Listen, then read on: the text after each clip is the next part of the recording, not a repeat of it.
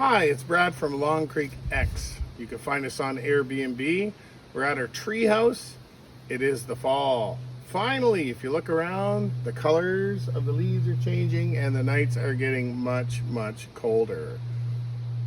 I wanted to go over a little safety tutorial about how to build a fire in the treehouse. There's a couple things you need to remember. Before you light a fire, check around.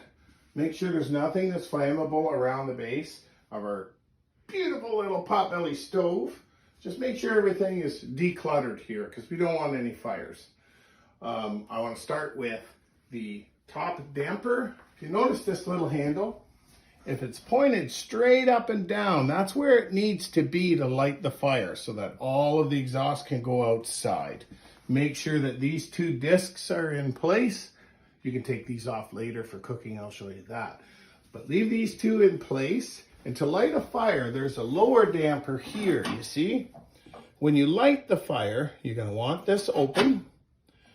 Obviously, you're gonna open the door. See, we're gonna have it clean for you like this. Every time you show up, it's gonna be this clean. Actually, we don't even want you to clean the stove. We'll do that for you. All right, so we have some nice dry wood here. It's always gonna be fully stocked. So what I like to do is I'll kind of grab sort of a flat one like that. A couple of the bigger ones like so, right? I'll grab like three kind of good size ones. And I'll put one like this on this side, kind of near the front.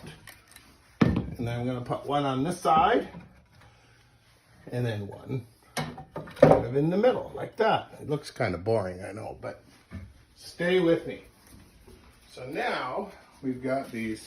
I don't really like these fire starters. I'm gonna get some nicer ones because these ones kind of stink. So you're gonna take one or two of these little cubes. They're gross, they stink. But you're gonna lay it right on there, not on the metal, but just on top of the wood there. 2 or 3 of them, whatever, a couple. Those will always be located right around here. So from there, I cut some wee little thin ones like this. And you want to grab the smallest ones that I have in here. I tried to put a little mix, see? Little guys. They're all kind of pre-cut so that they all fit in there pretty decent. Grab, I don't know, 3 or 4. And make sure, if you can, that this middle section, this middle piece is slightly lower than the 2 side pieces, you see? So I have this one standing on edge, that one on edge, that one flat. Put your stuff kind of in the front, right where my finger is. Not way in the back, but way in the front. Put your little pieces there. And then remember this. When you were a kid, your teacher always said, crisscross applesauce. That's what you gotta remember when you start a fire. See, I'm crossing these over top. Just kind of like pick up sticks. Like so, just inside. So if you can imagine, that's burning in there. This damper is open, these are closed. This damper is open, it's burning now. So now you don't need to close it all the way, close it to about there. I would wait about 10 minutes and then I'll get back to you. Now that you've successfully built a fire, it's nice and hot, you hear crackling. This is all still open, okay? Once it's going pretty good and everything's getting warm, leave the dampers open and you can add a bit more wood. Some of the bigger ones now, right? These are a little bit bigger. So, careful. Usually you can use your finger. This just lifts up and swings open. Otherwise, we have this tool. Let's go like that. Now you can just pitch wood in there like this, all over the place, right up, whatever, depending on how cold it is. Now, this place heats up very hot, very fast. So try and conserve some wood during the day unless you need to. But at night, especially in the winter, you're gonna want to load this thing right up at nighttime. Close the door. Close this damper almost completely down. Not quite. And close this damper. That's what you're going to do before you go to bed. Just before you go to bed. And like all the early settlers used to do, you're going to be up at about 4:30 in the morning to load some more.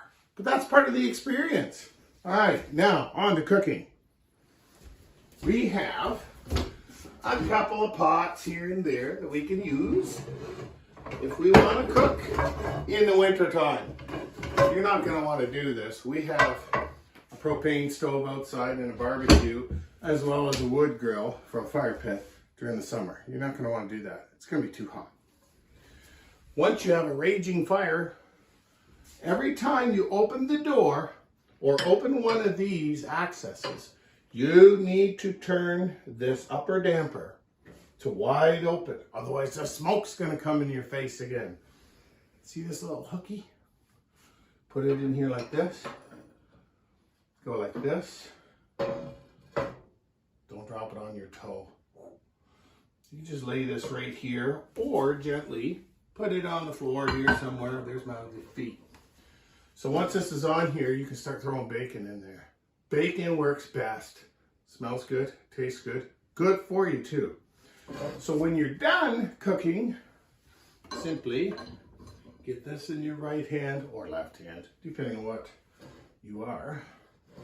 Take this off, drop this back in. Now, when you're cooking, you may want to adjust this. You probably want to close this down while you're cooking. Keeps the heat in. Sometimes you don't. Depends on the weather. Depends how you feel that day. Now, on to some safety. Again, we like to be safe. We do have, let me grab this. This is a pretty good fire suppressor. Now we're keeping it, it's very small space, right? So we're keeping it sort of within reach. We don't anticipate anything going wrong. This is a beautiful certified stove. We've done everything right, so there shouldn't be any issues. In case there is, and you put a bit too much bacon grease on there, you can use this. Please let us know if something like that happens. Stuff happens. Now that you have successfully completed your fire safety video, you are now ready for your Long Creek experience. Fall camping and winter. We're going to stay open as long as we can. Now there won't be any water, of course, in the winter time, but we hope you'll be warm. Thank you for watching. See you soon.